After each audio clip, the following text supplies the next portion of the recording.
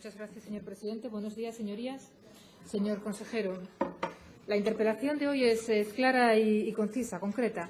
Analizar la situación de la regasificadora del Muser en el marco de la política energética. Señorías, de todos es sabido que la energía se configura como un sector esencial en el marco de la economía desde el punto de vista del sector industrial y de su valor estratégico como elemento clave. Los objetivos de una política energética sostenible han de ser garantizar la seguridad en su suministro, la competitividad de los mercados energéticos y la protección del medio ambiente, y todo ello sometido a estrictos controles de salubridad y seguridad. Antes de entrar en materia, señorías, creo conveniente que todos nos situemos en el tema que nos ocupa debido a la complejidad que el mismo entraña. Y creo necesario que todos nos hagamos una composición de lugar antes de poder llevar a cabo la correspondiente fijación de posiciones. Señor consejero, aunque parezca mentira, la regasificadora de Gijón se ha movido de sitio. ¿Ha sido una cuestión de magia? O al menos eso es lo que ustedes tratan de hacer creer a la sociedad. Ha experimentado distintos vaivenes físicos, de emplazamiento físico. Si bien desconozco, claro está, si hicieron intencionados o no. Lo que sí creo conveniente es que maticemos de forma somera una serie de etapas por la que ha ido atravesando la regasificadora, esta instalación, cuyo origen iría encaminado a la creación de empleo y a la reactivación económica, a la competitividad, a la productividad empresarial de la región. Empezamos con el año 2006, en concreto el 11 de mayo del 2006.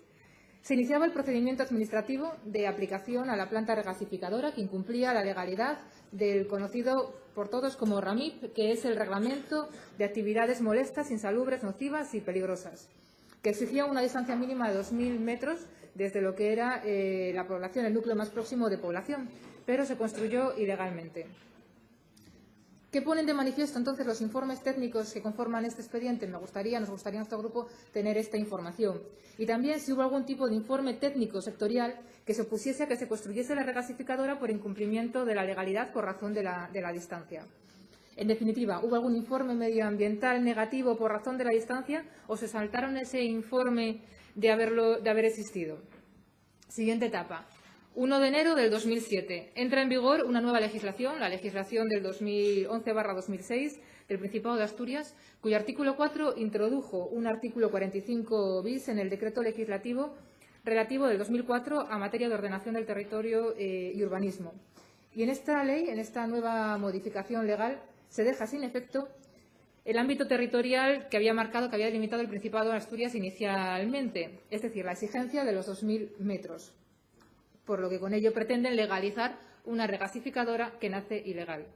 Resulta extraño este hecho, es decir, que se dé la orden de construir la regasificadora inmediatamente después, tan solo unos meses más tarde, cambien la regulación para ajustar los metros de distancia. Por lo tanto, parece que ya había ahí, se habían dado cuenta de que había habido un error, una ilegalidad. Y se cierra el círculo, señor consejero, con dos sentencias. La sentencia del Tribunal Superior de Justicia de Madrid del año 2013 y luego la sentencia del Tribunal Supremo, la reciente sentencia del Tribunal Supremo del 2016. Ambas sentencias se reiteran. Es más, la segunda sentencia del Tribunal Supremo viene a reproducir prácticamente en sus estrictos términos la primera sentencia, expresando de forma contundente la ilegalidad de los hechos, en base a una jurisprudencia reiterada. Ilegalidad que las sentencias muestran que giran alrededor de una cuestión, esos 2.000 metros de distancia respecto a los núcleos urbanos. Y como en este Parlamento son muy amigos de tergiversar las palabras, quiero que conste expresamente en acta que no estamos hablando aquí ahora en ningún momento no estamos hablando, mi grupo no está hablando si de demoler o no demoler la regasificadora, estamos en otra cuestión. Y creo que desde el Grupo Parlamentario creen que es el momento de analizar por qué se hizo mal, por qué no se construyó adecuadamente desde un primer momento, porque lo que demuestra es aparentemente un abuso de poder.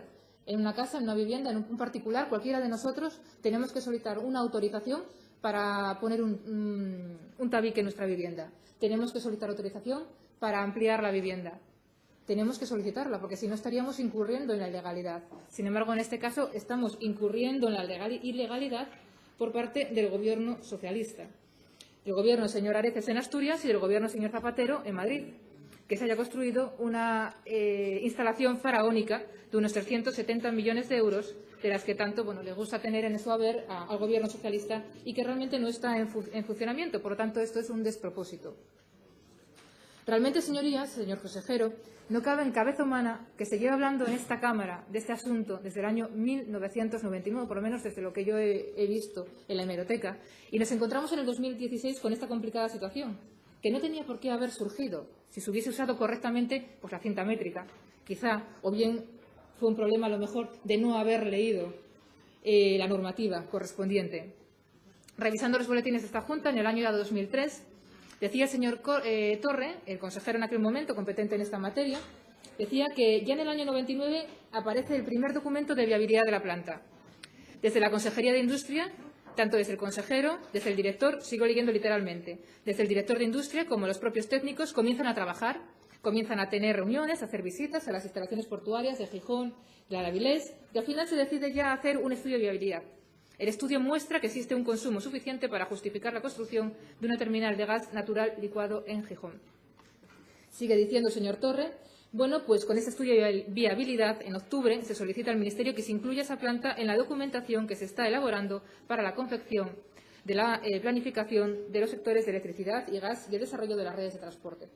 Y en esa misma intervención, el señor Torre dice, y vamos a seguir empeñados y poniendo todo nuestro esfuerzo y el esfuerzo de este consejero y de su consejería en aras a lograr esa planta de regasificación. Y voy a tratar, por activa y por pasiva, de que ustedes, refiriéndose al Grupo Parlamentario Popular, no sean capaces de engañar a Asturias y los asturianos, porque ustedes conscientemente lo están haciendo. De ahí me pregunto, ¿tanto esfuerzo pusieron, señor consejero, en poner la regasificadora en marcha que se les olvidó cumplir la legalidad, que no fueron capaces de leer la normativa vigente en ese momento? No hubo ni un solo informe que alegase imposibilidad manifiesta para su construcción en ese lugar concreto y a esa distancia.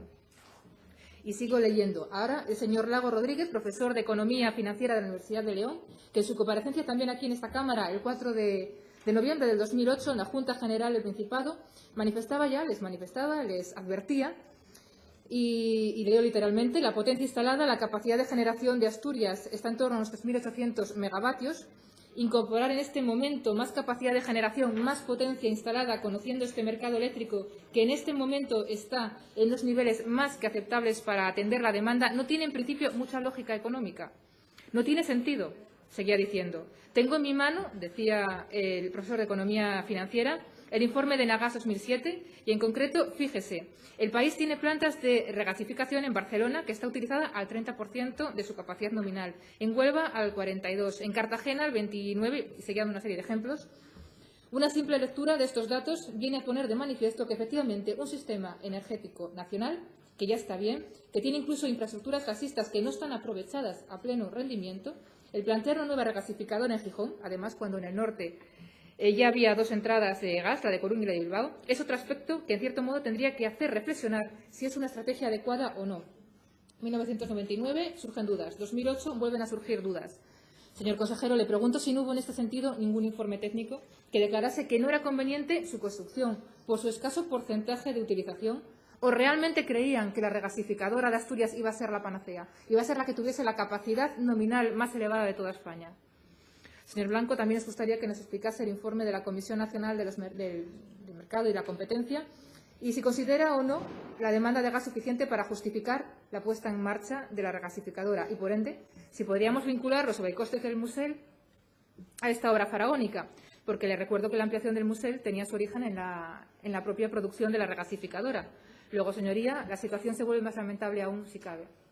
7 años después de que se iniciaran todos los trámites para la construcción de la regasificadora en las inmediaciones del puerto del Musel en Gijón, y los tribunales anularon el funcionamiento de este equipamiento por su ubicación a menos de 2.000 o de 2 kilómetros de las viviendas de la zona. Señor consejero, ¿no cree que existen responsabilidades políticas? Muchas gracias. Gracias, señora Ramos. Señor consejero, tiene la palabra.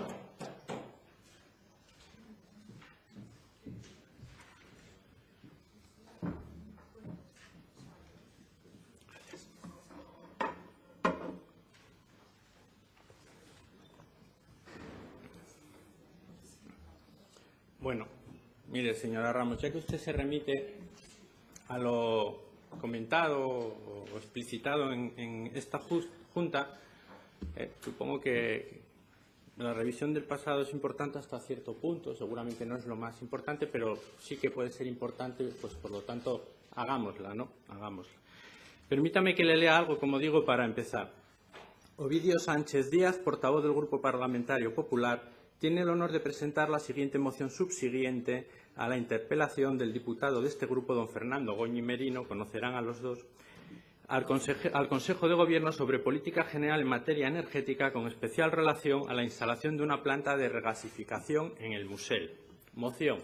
Primer punto que se pide. La Junta General del Gobierno del Principado de Asturias considera necesaria e irrenunciable para nuestra región la instalación de una planta de regasificación en el Musel. Segundo, la Junta General del Principado de Asturias debe instar al Gobierno nacional a cumplir al Consejo de Gobierno asturiano a cumplir todas las exigencias establecidas en la Planificación Energética Nacional para la ubicación de una planta de regasificación en el Musel y, de este modo, exigir al Gobierno de la Nación que incluya en dicha planificación la citada planta regasificadora. Palacio de la Junta General, 10 de junio de 2005, Ovidio Sánchez Díaz, portavoz. Este es solo un ejemplo. Puedo leerles otros de años anteriores, de Goñi, de Juan Morales, incluso, que ha hecho ese proceso de ida y vuelta a que ustedes nos tienen acostumbrados, y no se lo reprocho. Ustedes defendieron en esta planta, además con especial énfasis, desde que el Gobierno central no estaba asumido por el PP, sino pasó a ser asumido por el Gobierno del PSOE. Ahí redoblaron ustedes sus exigencias. A partir de 2004 redoblaron ustedes sus exigencias en este sentido. Se lo he leído, hay varios más, hay interpelaciones, hay mociones, como le digo, de Goñi, de Juan Morales, de Ovidio Zapico, declaraciones públicas en medios de comunicación, como digo, sobre todo después del 2004, después de que el Gobierno de España fue asumido por el Gobierno socialista. Entonces sí que exigían ustedes, ya varios años antes de la construcción de esta planta, la construcción de una regasificadora, y exigían la construcción de una regasificadora que, como usted mismo dice, parece que era ilegal, y lo era, a la luz de la legislación vigente en aquel momento. No voy a alegar los hechos, luego dicen que niego los hechos. No. En aquel momento, la instalación actual de la regasificadora, porque tampoco se sabe si había que situarla ahí, había que situarla más adelante, donde fuese, era ilegal conforme a la legislación existente. Por favor, ¿podría silencio, presidente? Sí, prosiga, señor consejero. Ruego silencio a sus señorías. Prosiga. Sí. Decía que no se lo reprocho, porque en aquellos años la planta regasificadora tenía sentido, y tenía mucho sentido, especialmente en esta región, en función de la evolución y de las expectativas de consumo de gas. Yo no sé ahora mismo si usted es economista o licenciado en Derecho, pero no haga como dicen que hacemos los economistas, que somos muy buenos prediciendo el pasado. No caigamos en ese error. Le doy algunos datos. Desde 1990 el consumo de gas había pasado del 18% del total del consumo energético al 35% en 2006. Las expectativas eran de un crecimiento continuado y de algo mucho más relevante y más importante para esta región. La expectativa era de un decline del carbón progresivo, de la generación a base de carbón, y de una sustitución paulatina de esa capacidad por gas, por las centrales de ciclo combinado. De hecho, había gran cantidad de proyectos de la iniciativa privada, no de este Gobierno ni de ningún Gobierno, de instalación de ciclos combinados hasta un total de 6.170 megavatios. Y en aquel momento, viendo la tendencia del carbón, por razones medioambientales, por propio agotamiento de la minería asturiana, viendo que eso iba a ser sustituido por el gas, viendo el crecimiento, el gran crecimiento que estaba sufriendo el consumo de gas en aquel momento, a paralelo pero multiplicado, pero digo, a tenor también el crecimiento de la economía española, y queriendo conservar algo que es una potencia industrial de esta región, como es la generación de electricidad, era razonable que nosotros y ustedes, que ahora no se quieren acordar, reclamásemos la construcción de una regasificadora. Como digo, por lo tanto, en aquel momento la regasificadora tenía sentido. Y no le niego hechos que evidentemente han sido avalados por sentencias judiciales, que sería absurdo que yo me empeñase aquí en negar. El inicio de la tramitación de este expediente se hizo en 2006 y efectivamente se hizo incumpliendo la legalidad vigente en aquel momento. En 2006 se incumplía al inicio de la tramitación del expediente la legalidad. Pero la solicitud de la autorización administrativa, todo trámites que no tienen que ver con el Gobierno de Asturias, porque nos pide aquí responsabilidades, pero estos trámites son de Nagas y del Ministerio de Industria, no del Gobierno de Asturias. Bien, Como digo, la solicitud de autorización es ya de 2007, cuando ya se cumple la legalidad. La construcción de la planta es posterior también, cuando ya se cumple la legalidad. Y ahora mismo la planta cumple la legalidad vigente en la actualidad. No tiene una licencia que se haya tramitado conforme a la legalidad existente en su momento, pero cumple la legalidad vigente. Y la planta no solo cumple la legalidad vigente, sino que, por lo que nos dicen, tiene usos ya potenciales. No lo digo yo, lo dice Nagas. Yo no sé de eso, usted no sabe de eso, pero bueno, Nagas nos dice que existen oportunidades concretas, reales, ahora mismo, como planta de almacenamiento, de distribución, para suministro de buques, que es también una tendencia, y nos dice que, bueno, la cosa cambia y nos lo ha demostrado lo que ha pasado de 2006 hasta aquí, pero también puede volver a cambiar en el futuro, y hay tendencias globales importantes, como el gran crecimiento de la producción de gas en Estados Unidos y el interés que tienen por empezar a exportar a Europa, que ya están buscando y promoviendo la construcción de regasificadoras en Europa para exportar gas a Europa. Y en ese sentido, la planta regasificadora del Musel, que costó mucho, que lamentablemente está parada, que se inició, como digo, su tramitación en un momento en el que no cumplía la legalidad, pero que la realidad es que ahora esa inversión cumple toda la normativa, pues yo creo que tenemos, por el interés de Asturias, que intentar ver cómo aprovechamos eso, cómo lo utilizamos y, quién sabe, esperemos que sí, parece que ahora podría tener ya usos inmediatos si no estuviésemos inmersos en todo este problema, esperemos que sí, en el futuro vuelvan a cambiar las cosas como parece que puedan cambiar y sea una fuente de riqueza y de generación de empleo para Asturias. Muchas gracias. Gracias, señor consejero. Señora Ramos, tiene la palabra.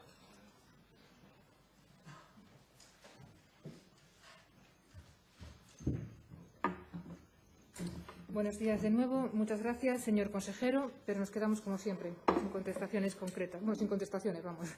Venimos a hablar de otra historia, porque realmente lo que le preguntamos sobre los informes, aquí no se ha contestado absolutamente nada. Y en hemeroteca sí, efectivamente, tenemos todos. Por suerte o por desgracia la tenemos todos.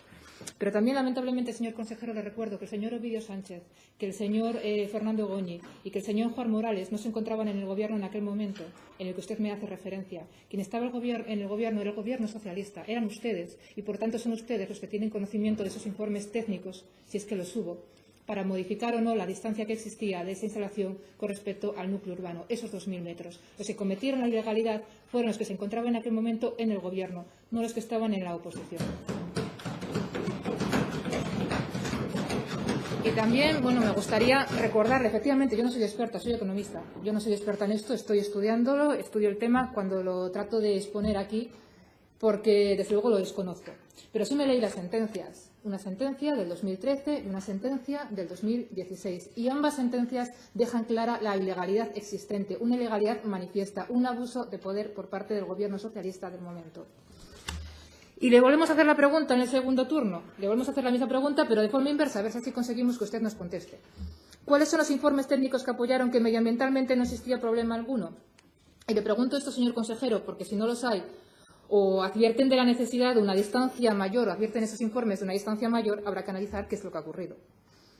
Señorías, el problema es aún más lejano. Nos encontrábamos ante una decisión política, una obcecación de querer que se construyese a toda costa, sin ser capaz de analizar las consecuencias, los costes, los riesgos, los perjuicios que se pudiesen causar al instar la construcción de una planta de gas natural licuado que no estaba planificada a nivel nacional y que se metió, dicho vulgarmente, a calzador en el Plan Energético Nacional y autorizó el Gobierno del señor Zapatero su construcción bajo un Gobierno socialista del Principado de Asturias, también en el Ayuntamiento del Principado y también en el Ayuntamiento de Gijón. Y este empecinamiento lo pone de manifiesto el Gobierno socialista, porque tiro otra vez de hemeroteca, por supuesto, el señor Torre, como consejero del ramo en aquel momento, en el 2008, que exponía que pero también voy a poner todo mi esfuerzo en que si ustedes, por las razones que desconozco, se han empeñado en castigar a Asturias y dejarla sin planta de regasificación, digan al final por qué. Señor consejero, no sé si consiguió alguno de ustedes que el Partido Popular de Asturias dijese por qué, no lo sé.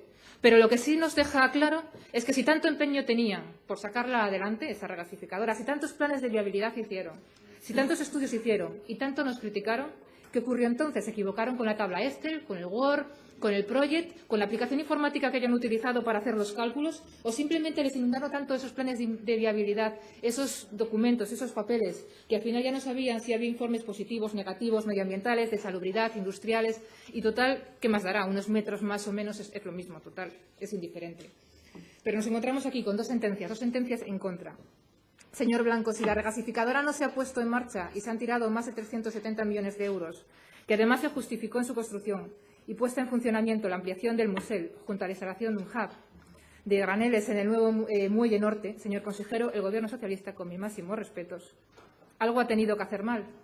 O no se han leído los informes técnicos o algo ha tenido que ocurrir. Entonces, lo que tendrán ustedes que responder es ¿por qué? No el Grupo Parlamentario Popular, sino el Grupo Socialista, ¿por qué? Serán ustedes y no el Grupo Parlamentario Popular. En definitiva, señor consejero, denos la información al respecto requerida, se la pediremos por escrito, de hecho ya le hemos pedido parte, y depuren responsabilidades porque esta situación se hace insostenible. Los expertos entienden que términos como zona de exclusión, zona de derrame y amortiguamiento, radiación térmica, tamaño de derrame, charco de fuego, bola de fuego, perímetro y dispersión pueden y deben de ser calculados, señor consejero. ¿Se han realizado esos cálculos? Y termino ya con un par de preguntas más en base a las sentencias que declararon ilegal la construcción de esta regasificadora.